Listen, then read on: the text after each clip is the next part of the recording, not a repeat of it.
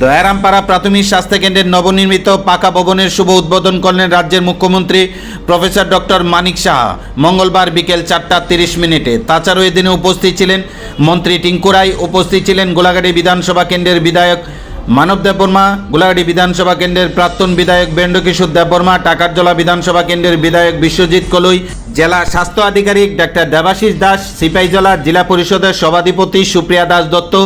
উপস্থিত ছিলেন গোলাঘাটি বিধানসভা কেন্দ্রের প্রাক্তন বিধায়ক বেন্দ্রকিশোর দেববর্মা এবং গোলাঘাটি বিধানসভা কেন্দ্রের বর্তমান বিধায়ক মানব দেববর্মা, টাকারজলা বিধানসভা কেন্দ্রের বিধায়ক বিশ্বজিৎ কলুই সহ অন্যান্যরা। তাছাড়াও এদিনের এই শুভ মহতী অনুষ্ঠানে এলাকার জনগণের উপস্থিতি ছিল লক্ষণীয়। দয়ারামপাড়া প্রাথমিক স্বাস্থ্যকেন্দ্রের নবনির্মিত পাকা ভবনটি উদ্বোধন করার পর সম্পূর্ণ দয়ারামপাড়া স্বাস্থ্যকেন্দ্রটি পরিদর্শন করেন মুখ্যমন্ত্রী সহ অন্যান্যরা। এই দিনে প্রদীপ প্রজ্বলনের মাধ্যমে ফিতা কেটে দয়ারামপাড়া প্রাথমিক স্বাস্থ্যকেন্দ্রের নবনির্মিত পাকা ভবনের শুভ উদ্বোধন করেন মুখ্যমন্ত্রী সহ অন্যান্যরা।